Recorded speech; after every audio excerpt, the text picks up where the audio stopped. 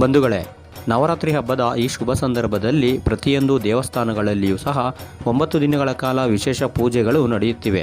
ಅದರಂತೆ ಕೆ.ಆರ್.ಪುರ ಕ್ಷೇತ್ರದ ರಾಮಮೂರ್ತಿ ನಗರ ಸಮೀಪದ ಲಕ್ಷ್ಮಣಮೂರ್ತಿ ನಗರದಲ್ಲಿರುವ ಸುಮಾರು 40 ವರ್ಷಗಳ ಇತಿಹಾಸವಿರುವ ಶ್ರೀ ಗಂಗಮ್ಮ ದೇವಿ ದೇವಸ್ಥಾನದಲ್ಲಿಯೂ ಸಹ ವಿಶೇಷ ಪೂಜಾ ಕಾರ್ಯಕ್ರಮಗಳನ್ನು ಜೈ ಗಂಗಾ ಯುವಕರ ಬಳಗದಿಂದ ಹಮ್ಮಿಕೊಳ್ಳಲಾಗಿತ್ತು.